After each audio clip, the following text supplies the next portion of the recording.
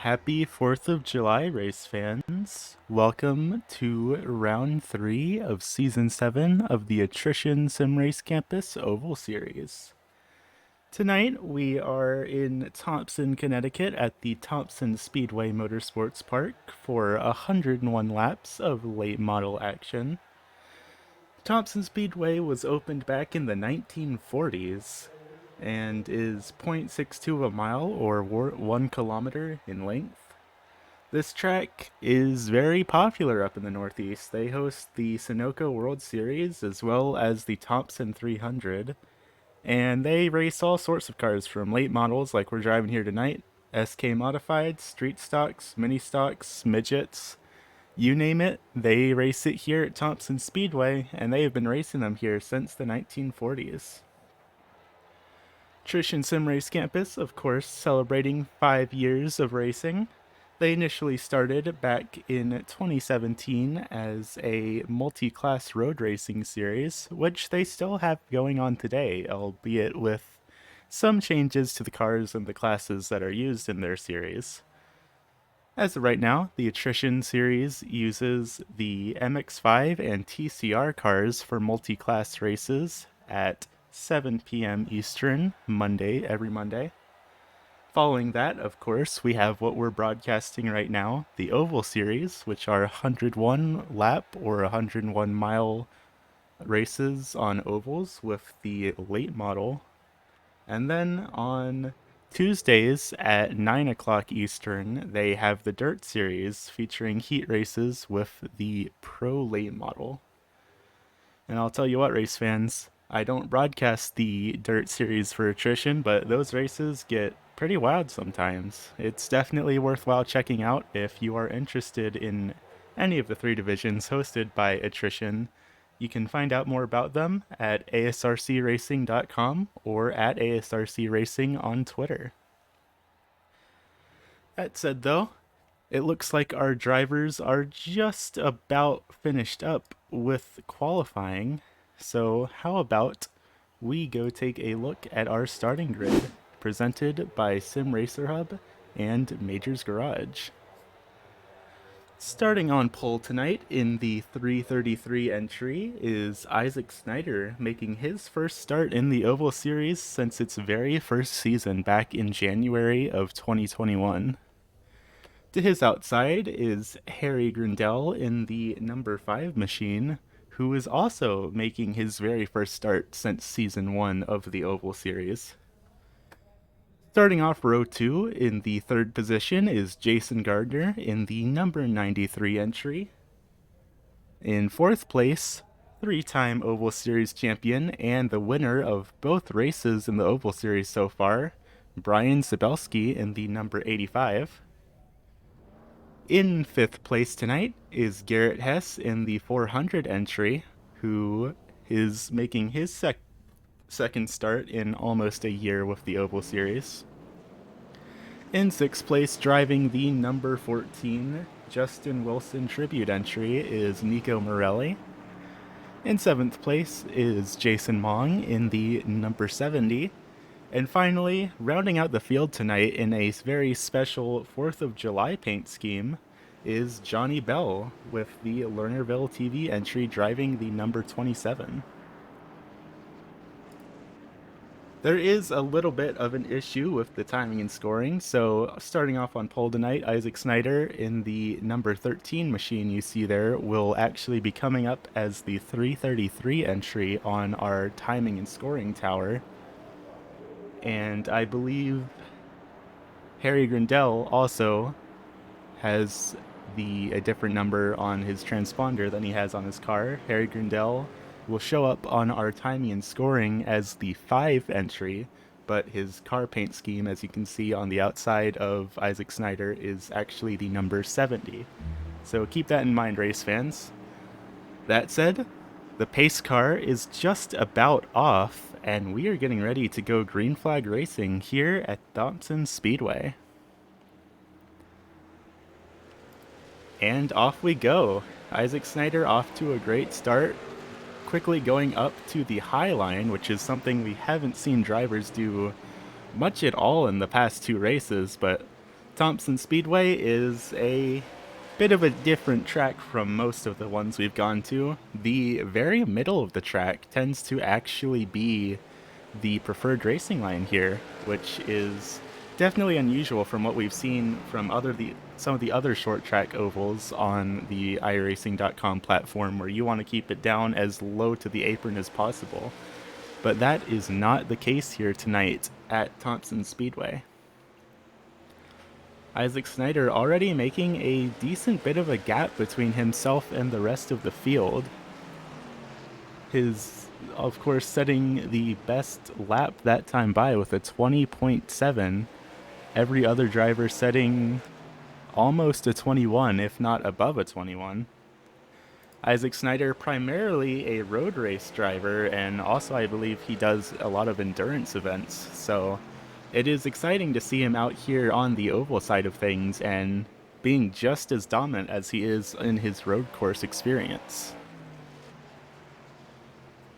Further back in the field, Garrett Hess in the number 400, if I understand correctly, is actually teammates with Harry Grindell in other leagues, but here they don't seem to be associated. These two drivers have a friendly but competitive rivalry with one another, I'd say. And it'll definitely be interesting to see these two drivers side by side once Garrett Hess in that 400 entry gets a little bit further up the field. These two drivers tended to be pretty similar in pace, and that only makes sense since they've spent so much time racing together in other leagues. Both drivers joined ASRC around the same time back in Season 1. And in Season 1, despite not getting the championship, these two drivers both won multiple races back to back. They were very much a force to be reckoned with. So it's exciting to see if they will be just as competitive here in these late model stock cars as they were in the street stock back when Attrition's Oval Series was first founded. Fastest lap that time set by Harry Grindell, 20.58. So he is actually gaining a little bit of time on Isaac Snyder in that 13 machine, or the 333 on the timing and scoring. It was great to be hosting this race on 4th of July. There should be, hopefully, a fireworks show at the end of this race, so you'll definitely want to stick around and see that. And it's cool to be racing on a holiday, and it's great to see all of these drivers coming out, despite the fact that not only is it a holiday in the United States, and admittedly not every driver in the field is from the United States, but not only is it a holiday in the United States, but it's a holiday where most of the festivities tend to happen at night, and yet these drivers were still able to make it out to the field and come out for 101 laps of racing in their late model stock cars. Jason Gardner in that 93 looked like he was trying to start making some moves on Harry Grindell there, but he might have backed off a little bit. He does seem to be carrying more speed through the corner, so we will have to see how that affects his tires in the long run. Of course, everyone in the Oval Series gets one spare set of tires that they can use at their discretion. They are optional, so you're not required to change tires, but they are there if drivers feel that it's necessary. And I'll tell you what, in my experience racing here at Thompson Speedway, these drivers might just end up needing them. Further back in the number 14, Nico Morelli is starting to get pretty close to Garrett Hess in the number 400. Nico Morelli, also someone who's traditionally a bit of a road course racer, both in ASRC as a league and just on the iRacing.com platform. He is especially a big driver of the Lotus 79, and I actually competed alongside of him as teammates in the Major Series Jimmy Bryan 200 in the Lotus 79. He was unfortunately involved in a pretty big accident early on into the race, but it's great to see that he's doing okay since then, and he's able to come out and race with us. Admittedly, these late model stocks handle a lot different than you would expect compared to an open wheeled car, especially something like the Lotus 79. But he still seems to be able to wheel it pretty well. For the back, Johnny Bell passing Jason Long. It looks like Jason overdrove the corner a little bit and got pushed up to the high side. But now it looks like Jason might just be trying to make that low line work here at Thompson Speedway. It is a bit of a risky move, but wherever the drivers can find grip, the drivers can find grip. He did actually... No, he did not set a faster time than Johnny Bell that lap. I thought he might have, but he's still committing to that lower line, and more power to him.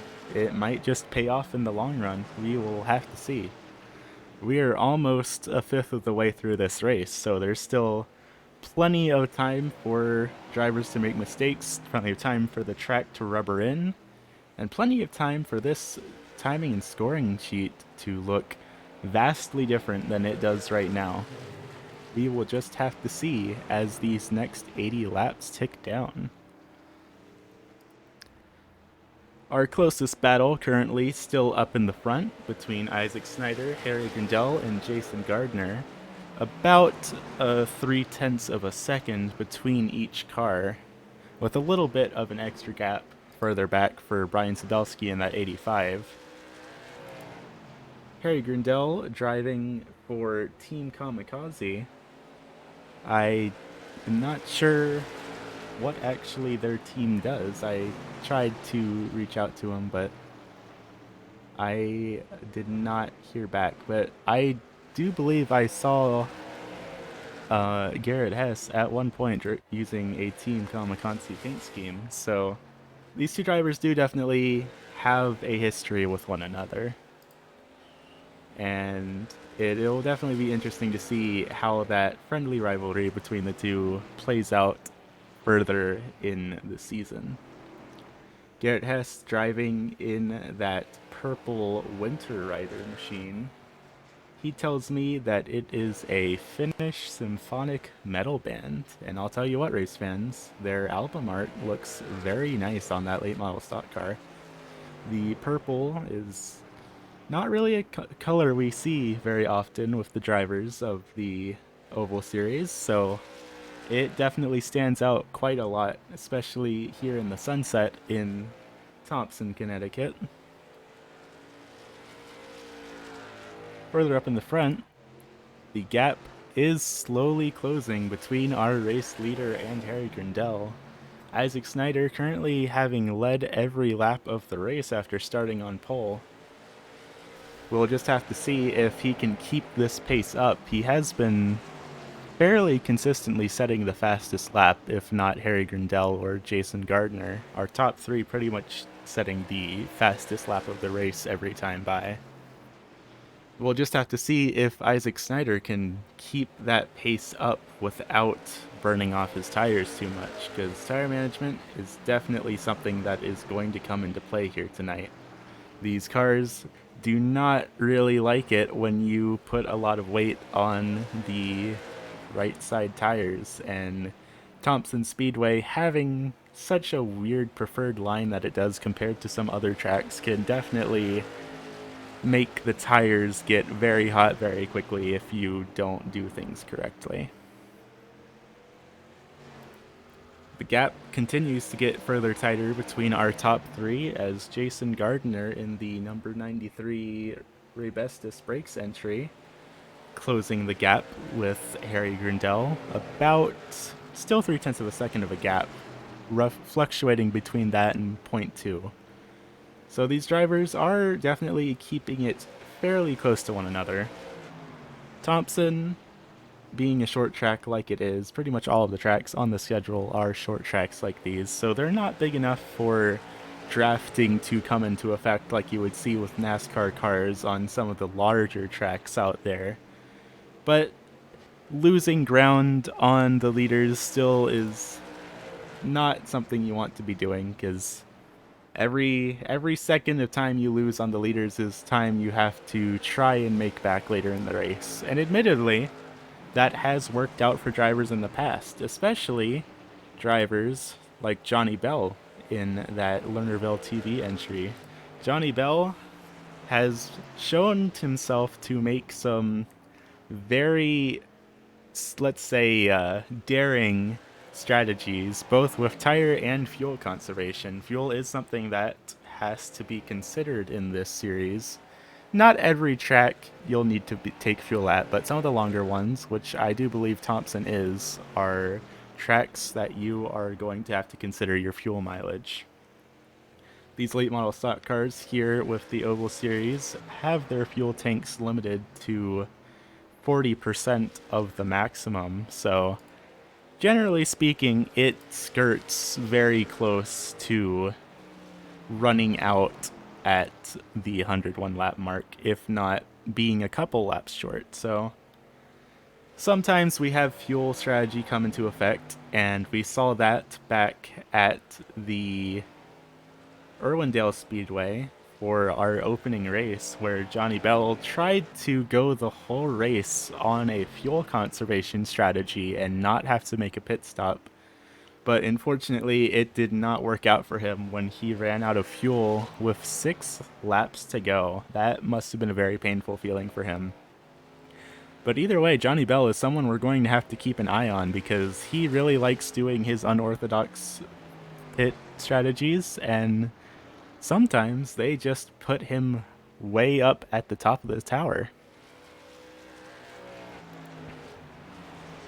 It looks like something may have happened to Brian Zabelski. Brian has fallen back a pretty decent bit from Jason Gardner. They were keeping it not particularly close. They weren't as close to Jason as Jason was to our leaders, but the gap has now gone to almost a full second. Actually, no, it has gone back to a full second now. So it looks like Brian Zabelski may be losing pace a little bit. He still has a very considerable 4.5 second gap between himself and the cars behind him to play with, so he doesn't have to stress too much, but it is definitely something that we will need to keep an eye on, because he has lost a lot of time in just a lap or two, it looks like. Further up in the front, though, back to our race leaders, this battle for our top 3 podium positions, still the closest battle on the speedway. Isaac Snyder in that 333 entry, still having led every lap, which is frankly a very impressive display for someone who has not competed in the Attrition Oval Series in almost a year and a half now. If I'm looking at our statistic sheets correctly, it looks like his last race in the Oval Series was in January of 2021. And here he is in that number 13 entry, having led every lap of the race after qualifying on pole. So he is putting on a very dominant display tonight in that Smoketown beer entry. That said, Harry Grindell is creeping closer and closer every lap. Harry Grindell set the fastest lap time that time by, so he is very slowly catching up to Isaac Snyder, and he's still having to worry about that pressure from Jason Gardner just behind him as well. Oh, Jason dives it in very deep, thankfully manages to lift off without making contact, but that could have been a little scary for the driver of the 70 there. Jason's starting to look like he's really pushing. We are at about 55 laps to go, give or take a few laps. So he might start thinking, okay, we're almost at the halfway point. It's time for the gloves to come off and start making some moves. But, of course, as soon as I say that, he does drop back a little bit. Back to that 0.3 of a second gap that he's been maintaining for pretty much the entire race here tonight. These drivers definitely being patient with one another, waiting to see it. Oh, Jason drifting up big time there. That's not good for him. And that's exactly what I was getting ready to lead into. All these drivers currently are just being very patient with one another and waiting for someone to make a mistake. Because they're all very even on their pace right now. Each lap they're setting is only thousandths of a second apart, so their best opportunities is to just wait for the driver around them to make a mistake and try and capitalize on it, and that is exactly what these drivers are doing. Thinking about the long term of this race rather than immediate gains, because sure, I reckon if Jason pushed it as hard as possible, he could probably make the pass right here. But if he does that, there's a good chance that that is going to make his car slide around a little bit and burn up the rubber on his tires and kill his speed in the long run. So naturally, why do that when you could wait and who knows, maybe in 10, 20 laps, Harry or Isaac will make a mistake. So that's just what he's going to do. He's going to pace around and he's going to wait for the opportune time to strike. But as these laps keep ticking down, we're almost at the halfway point here. The time for these drivers to capitalize on one another's mistakes are starting to run out. Eventually, there's not going to be enough time left to wait, and you're going to have to make your own opportunities just from maybe employing a little bit of the bumper. Sometimes that is a necessary evil in short track racing. Of course, you don't want to dump the guy, but sometimes you just give him a little nudge and it will send them up the track off the preferred racing line, and that's when you make your pass. Of course, that's easier said than done because the first thing you gotta do is get up to the car to actually touch them with your bumper.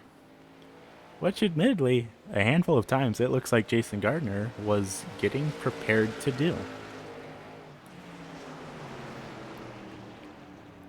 Looking further back in the field, driving the number 27, Johnny Bell is technically our biggest mover tonight. As it looks like Jason Gardner and Brian Sabelski both have gone down on pit lane, so it does look like fuel strategy is going to be coming into account here tonight.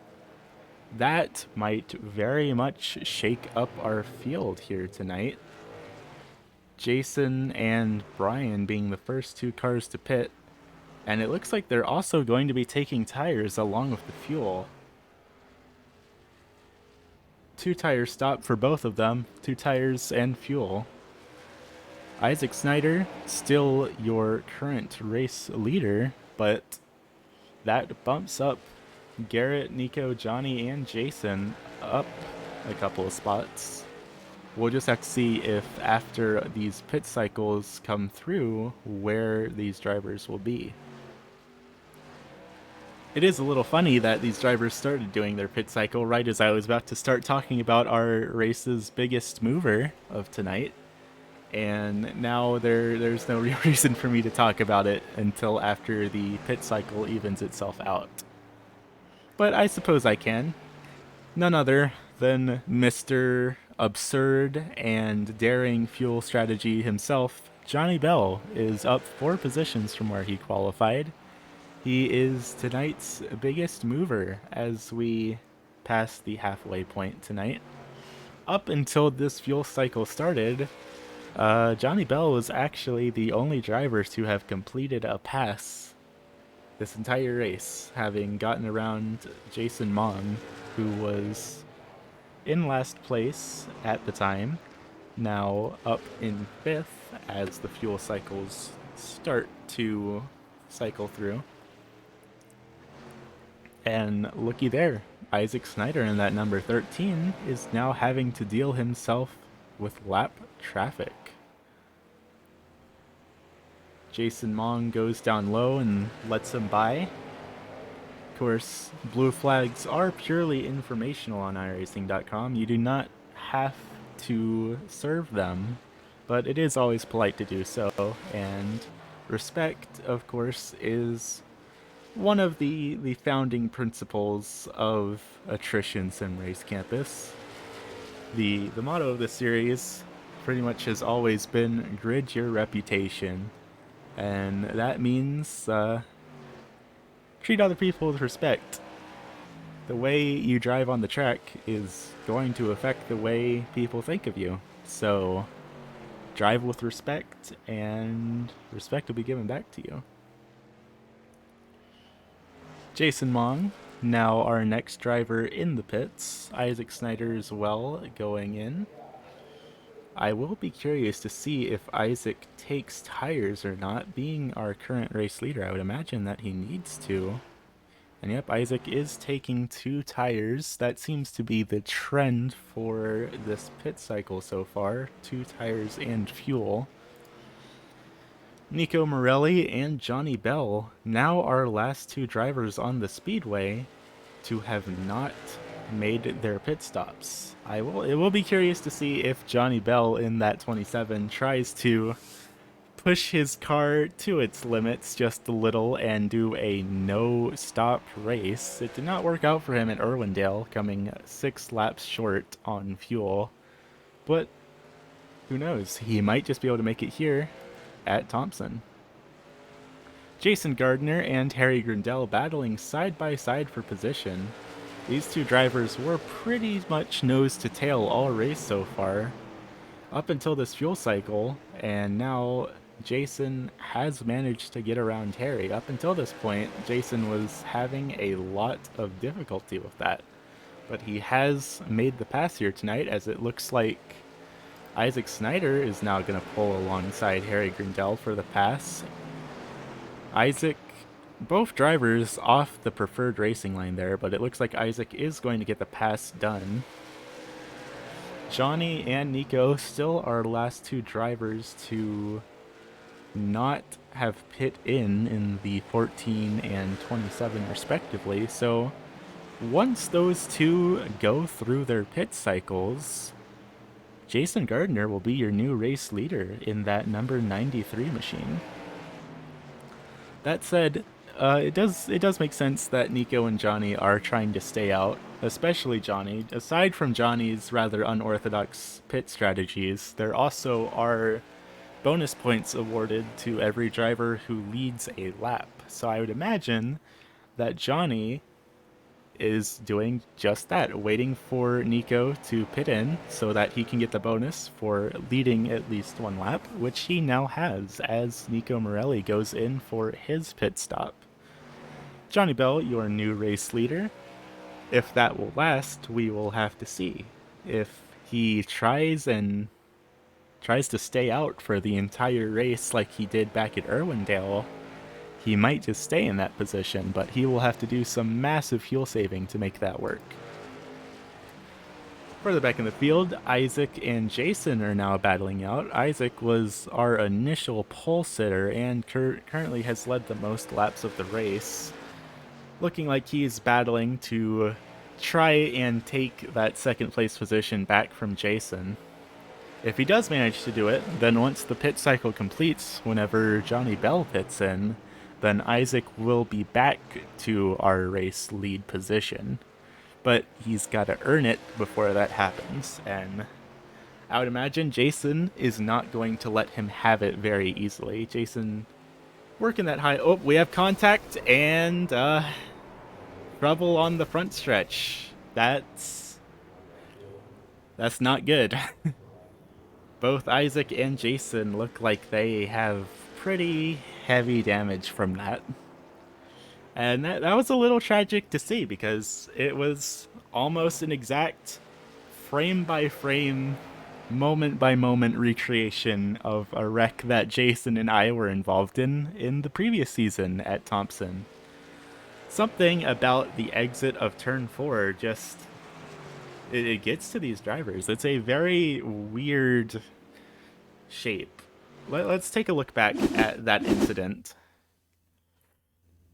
Jason Gardner in the 93 on the outside, Isaac Snyder in the 13 on the inside. Jason pushes us up high, bounces off the wall a little bit, and the two drivers just got together. It was a little bit unavoidable. Let's take another look at that one. It does look like Jason might have tagged the wall with his right rear. Oh no, maybe not. It looks like Isaac might have actually turned down on him. Let's get a look at this from our blimp cam. And we might even need to hit it with the slow-mo here. It does look like Isaac came down into Jason. Jason did not hit the wall. Very unfortunate for both drivers here tonight. Those two drivers were... Well, Isaac was our race leader for most of this race, and Jason Gardner has been in the podium position all night, but after that incident, it looks like Isaac and Jason are both able to keep their cars going. It does not look like... Well, Jason did pit. It does not look like Isaac pit, though. Jason back in the 6th position, but still on the lead lap. Isaac Snyder stayed out, putting him in 2nd place. That number 70 entry of Jason Mong is a lap down, so we should be seeing him get the wave around next time by. And that will make him the lucky dog, and he will be put back on the lead lap, provided he was not involved in the wreck, which it did not look like he was. We will have to see. He should get the wave around when the pace car crosses the line.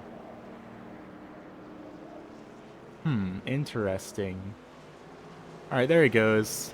Jason Mong is the lucky dog. He will get his lap back as we line the field back up 2 by 2. Brian Sabelski up 3 positions from where he started. He is definitely happy to see that incident, as he is now our new race leader. Admittedly, starting on the inside line is not necessarily the preferred line, so we'll have to see what he does on this restart.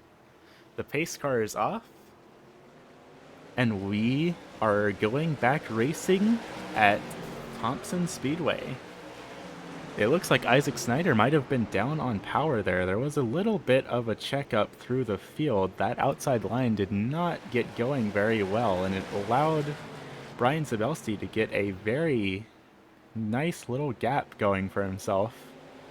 Harry Grindell driving it down to the low line and very quickly getting around Isaac Snyder. It does look like Isaac has some damage to that 13 late model race car. That right front has a bit of hood bent up around it. That might be affecting his speed, or it might be affecting his steering, it might be affecting his top speed. And we could even maybe see a tire go down at some point. Definitely looks like Isaac is having a little bit of trouble. Harry Grindell got around him with no problem, and it looks like Nicholas Morelli is starting to make moves on him too.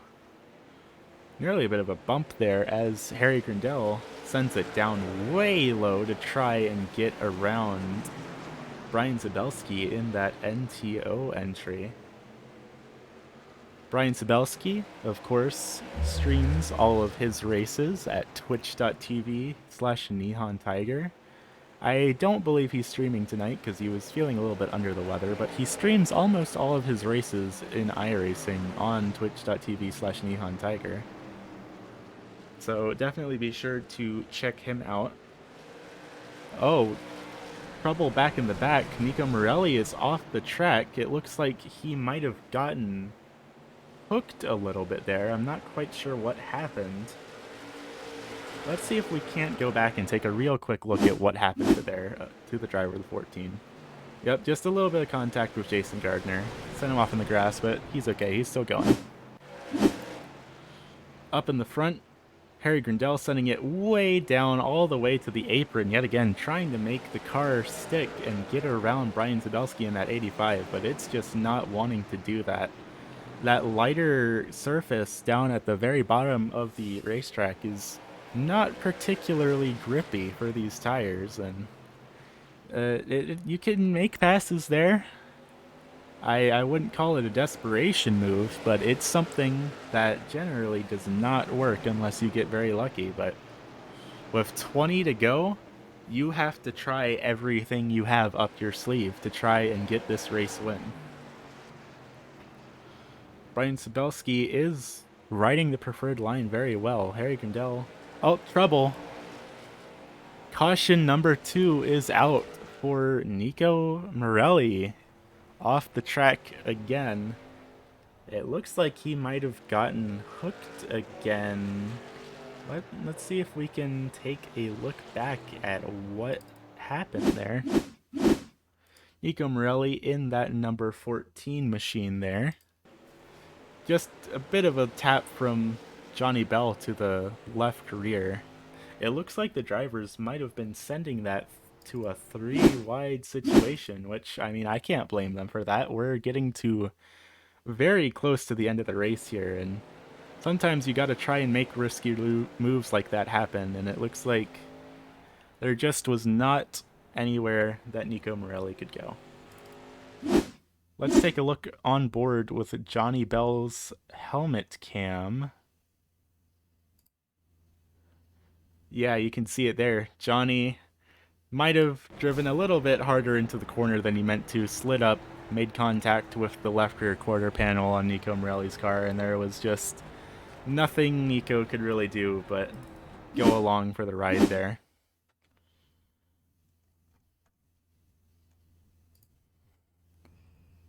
Just a bit of a love tap, and that was all that it took to get that number 14 car unsettled here at Thompson Speedway.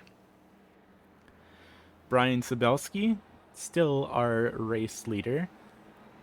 I do believe that we will be 15 laps to go when we go racing again. No, the pace car lights are still on. We do have another lap of pacing to do. Yeah, the pace car lights are still on. With the glare of the sun, that was a little bit difficult to tell, but yeah, we do have at least 2 more pace laps to do. Call it 1.5 since we're already on the back stretch of the speedway, though. So when we go racing, that means we will have 14 laps to go, not 15. I promise I got this this college degree in order to do math. I know how to do math. Numbers, I know what those are. But hey, you don't have to do math to be a race commentator. They'll let anyone do this. That said, the lights are off on the pace car for real this time. Brian Sabelski in that 85 machine is still your race leader. Harry Grindel to his outside, and our pole setter, Isaac Snyder, involved in that first wreck, is now in P3. Isaac Snyder is definitely going to want to try and get those spots back. He still has led the most laps this race, so we'll have to see what kind of moves he makes here. The pace car is off. We have 14 laps to go at Thompson Speedway. Once again, the outside line not getting a particularly good start compared to the inside line. Whether that's something from the outside line having damaged cars, or if it was just not the most successful getting that car to fire off, we don't really know. As Johnny and Jason make a little bit of contact. Johnny almost scraped the wall there, but he managed to keep it going. Jason down way on the low line, and it looks like Jason's having a little bit of connection problems. But he's managing to keep that number 93 Rabistus entry straight, which is always good to see. With 12 to go, another caution could mean serious implications for these drivers. Harry Grindel, though, he's starting to make the pass on Brian Sabelski. He's going to drive it down way down low yet again, slam on the brakes because he started to drift up. The pass was not successful, but the attempt was most certainly there. And look who it is in that number 400 machine, Garrett Hess, in third place, catching up to Harry Grindel. You know what I said, these two drivers have a history together, and we'll have to see what Mr. Garrett Hess has to say for his friendly rival being a spot above him, keeping him from potentially getting the win. Garrett taking it way down low, even below the apron. I think he had a tire on the grass there trying to make it stick, but it did not quite work out for him. Oh, and caution number 3, big trouble back in the back. Oh dear. I think that's the only word that can describe what we just saw there, race fans. Oh dear. Big trouble for, looks like Isaac Snyder, Jason Gardner, and Johnny Bell, and the pace truck all involved in that incident. That was... Oh, let's take a look back at what just happened there, race fans. That was a hard hit for every driver involved. Taking a look back here at Johnny Bell in... No, we're taking a look at Isaac Snyder. Isaac Snyder, oh, just a light little tag from Johnny to the rear, and it got his car unsettled. He tried to save it. It didn't work, and he slid back up to the track and collected Jason Gardner, who was trying to avoid that incident up on the outside. Let's ride on board with Jason Gardner. Jason Gardner in the number 93 entry. He tried to make it around that incident up on the high side, and he almost made it work, and then Isaac's car just snapped in on him, and there was nowhere that Jason Gardner could go to avoid that incident. A very, very scary scene for these drivers of these late model stocks. Thankfully, this is a video game and not real life. If this was real life, that could have had some much more serious implications, but hey, on iRacing, you don't have to pay thousands of dollars to repair your car when you do a barrel roll down in turn 4 in Thompson, Connecticut. Definitely a hard hit for those drivers, not what any of them wanted to see. All 3 down on pit lane, all 3 already down several laps. That might have just been the end of the night for Johnny Bell, Isaac Snyder, and Jason Gardner. That's very tragic to see. Both Bell and Gardner have been having fairly good runs that have ended in some sort of incident, and definitely unfortunate for Isaac Snyder in that 333 entry. A lot of damage there. He started on pole, led the most laps of the race, and he did all of that in his first ASRC Oval start in a year and a half. That attempt is ending up in pit lane. But hey, you know, if you're in the Thompson, Connecticut area and you're interested in having a hobby car to fix up, you might find a certain number 13 down at your local scrapyard. But hey, the pace car is off. We've got 6 drivers still in contention. Johnny Bell is back out and on the lead lap. 4 to go. Let's see what these drivers have to offer for one another. Garrett Hess squeezing Nico Morelli a little bit, trying to get the pass working. Garrett is on the preferred line, and he makes the pass happen as Nico got pushed up to the high line. Nico might be trying for the crossover here, but no such luck. Brian Zabelski still in the lead. Harry Grindell right behind, followed by Garrett Hess, Nico Morelli, and Jason Mong. Nico Morelli and Garrett Hess drifting up the track a little bit, letting Jason Mong catch up just a tiny bit.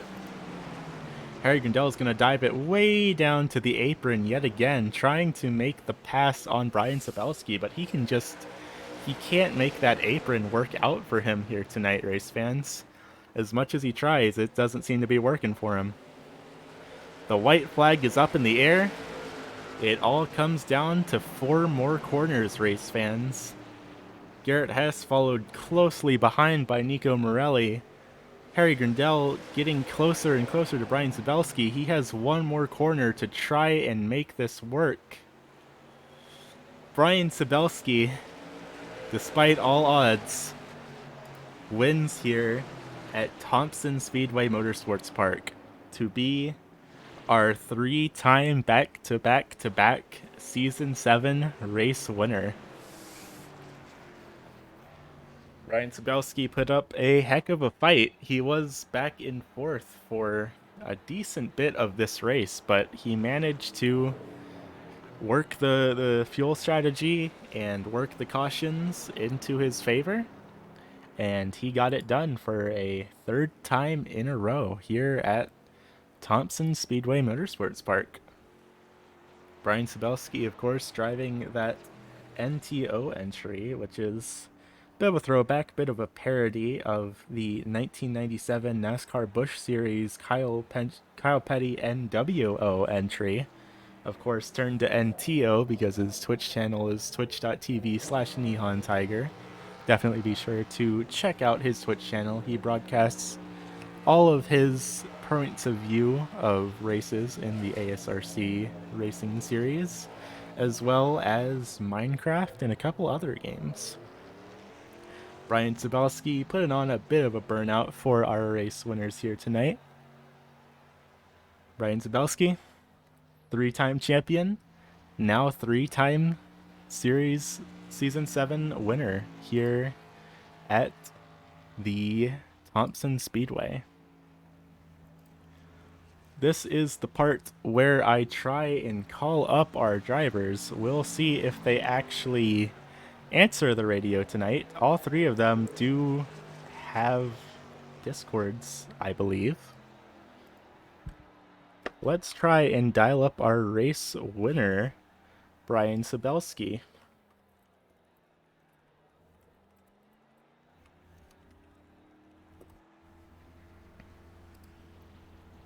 He is still driving the car, so he obviously is not going to be able to pick up the radio until after he gets out of it.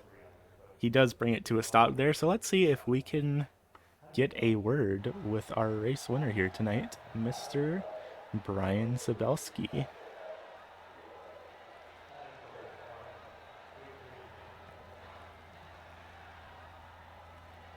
It does not seem like Brian is picking up the radio. We'll try him one more time and see if we can get him. If not, we might just have to move on to our second place finisher, Mr. Harry Grindell. But I will give Brian a little bit longer to get into the booth. He does normally stop and go grab himself a drink right after the race ends, and I can't blame him. I wouldn't be able to do an interview without a drink after winning a race.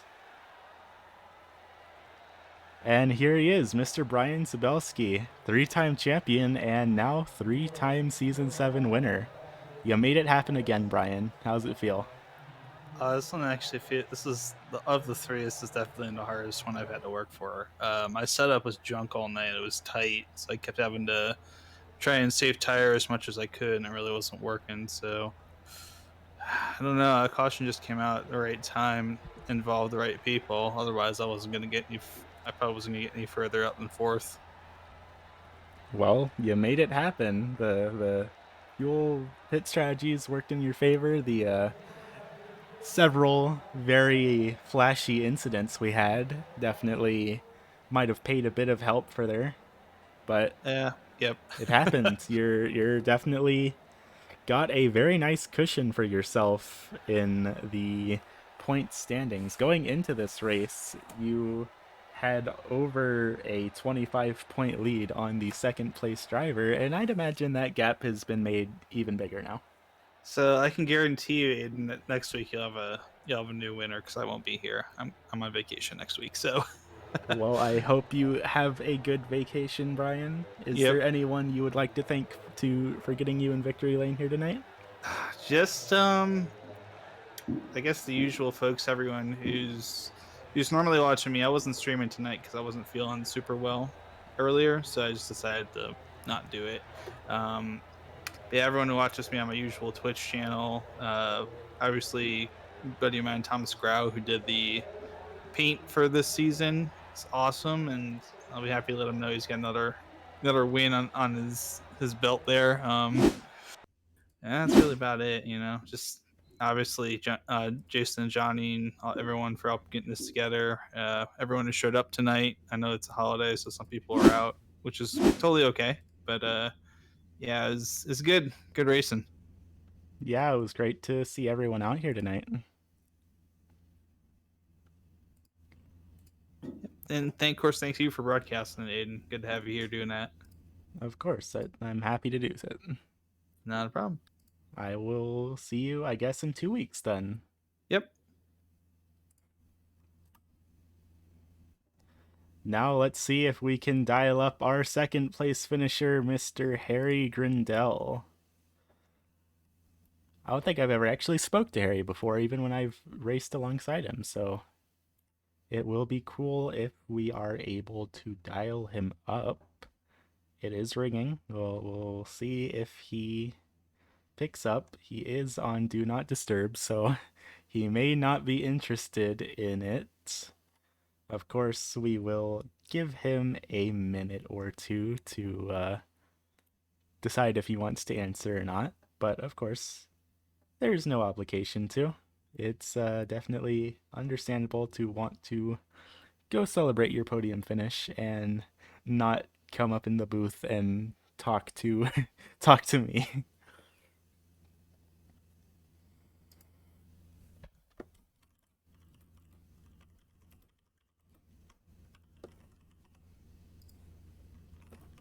We will go ahead and also dial up our third place finisher just in case our second place finisher is not available.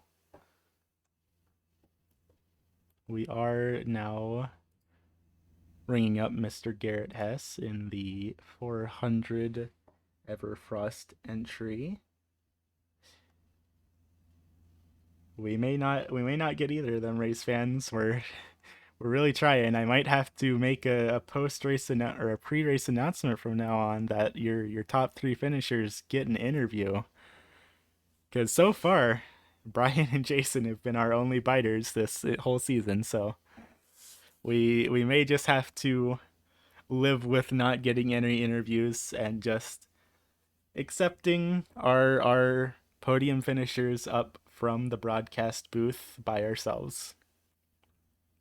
I will give Jason or Garrett and Harry another moment or two before I give up on them entirely for the rest of forever. So we will see if they pick up. This race definitely Brian has had quite a considerable boost in points. He isn't going to be able to attend next week, so we will be seeing a different winner. But we also do have 4 drop races, so unless he decides to go on vacation 4 times, him missing next week's race is not going to have very big implications for the overall championship. That said, it does not look like any of our finishers are going to show up for an interview. Oh, nope. I do have a text message from Garrett Hess saying that he will be here in just a second. We're going to get the rare and elusive Garrett Hess interview, race fans. We'll give him just a couple more moments. He does say he is on the way, so at least I know not to end the broadcast before he shows up. He is promised he is coming, everyone. But while we wait, I will go ahead and pull up our race results. Oh, never mind. Here he is. Hello, Hey, Garrett. It took you a long time. Do I need to start making like pre-race announcements to no, indicate that there's interviews now? I was joining B Fixed and I just got the notification. Uh-huh. You heard it here, folks. Heard it here first, race fans. He gets a podium finish here and immediately leaves us to go drive something else. But It's at that Atlanta. It's at was, a full throttle track. of course, that was quite a race. You didn't have the best qualifying run, but somehow you ended up on the podium. Yeah, I suck at Thompson. Um, I pretty much got there because Isaac died, and Yeah, there was quite a few very interesting incidents we had here tonight. I kind of just sucked well enough to get P3. That's how I'm here right now. Sometimes that's all you gotta do, race fans. You gotta suck good enough. I think we should put that on a poster. Yeah, add my name to it. Good deal. There anyone you want to thank for getting your number 400 machine into the podium? I want to thank Team Watson Racing for being the best team in the world, Everfrost for being the best band in the world, and myself for being the best driver in the world. I respect the enthusiasm, Garrett. We've got a long season to go ahead of us. You might just get your way up to the top of the standing board. We'll have to see. Hopefully.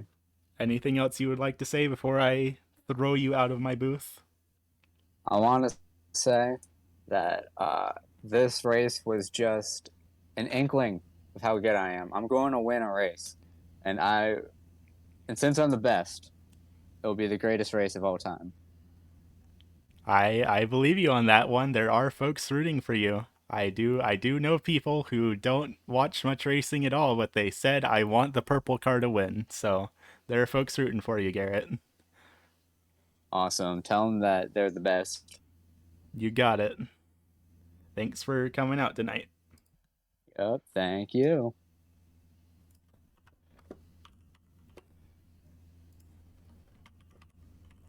And now Harry says he's available as well. We're gonna get everyone on the podium to talk to us, race fans. It's a Christmas, 4th of July, whatever holiday you do or don't celebrate, it's a miracle. Everyone on the podium actually talked to me for once. Harry, you finished second. What the hell was this race and how did you make it happen? Well, this race was long and it was surprisingly clean. Most of the leagues I run aren't able to do, what was that, 70 laps green? So that it was refreshing. Um, yeah, first time running back in attrition in a long, long time. So it felt nice to see a few sort of familiar names on the F3 and all that. Yeah, if I'm looking at our stat sheet correctly, your last race here was at the end of the very first Oval Series season. So it's been a That would, while. yeah, that would sound about right. Yeah. Jeez, how long ago is that now? Is that like a year at least? A little over a year. Our first Oval Series race was the last week of December 2020, so the season would have ended in like mid-March of 2021. Wow, that hurts my brain to think about. That's been too long.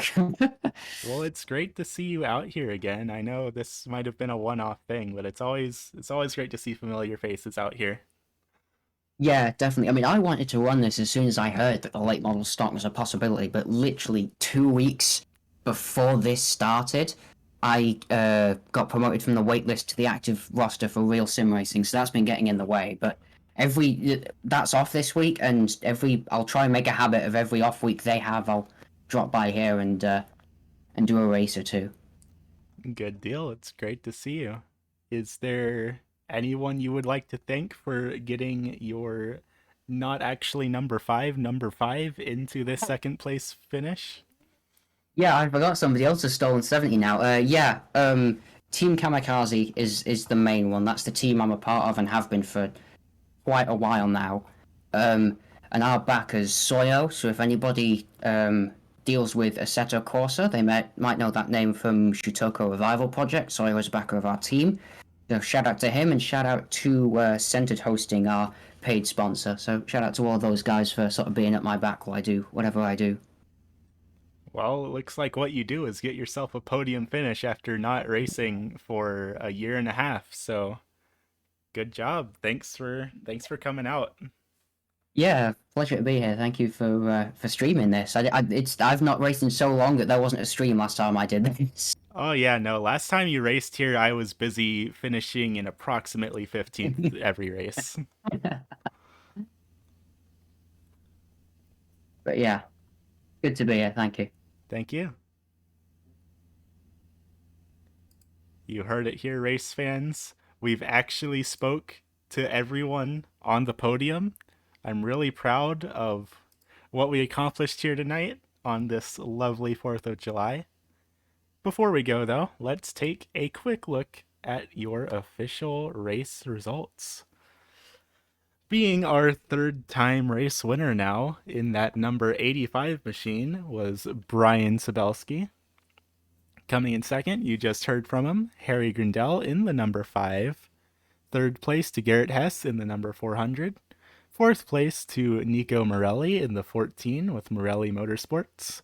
Fifth place to Jason Mong, who I believe might have just got his best finish of the season here tonight. Sixth place to Johnny Bell in that number 27 machine. Seventh place to Isaac Snyder in the 333. And finally, rounding out our field here tonight, Jason Gardner in the number 93. It's been great fun racing here in Thompson, Connecticut. Thank you all for coming out. Next week, the ASRC Oval Series will be taking a bit of a road trip down to Pensacola, Florida for the Five Flags Speedway. That should be a very fun race.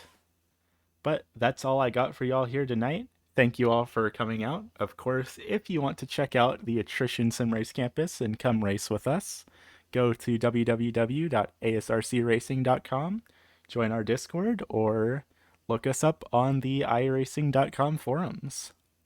Thank you all for watching, and I will see you all next time. Have a good evening, race fans.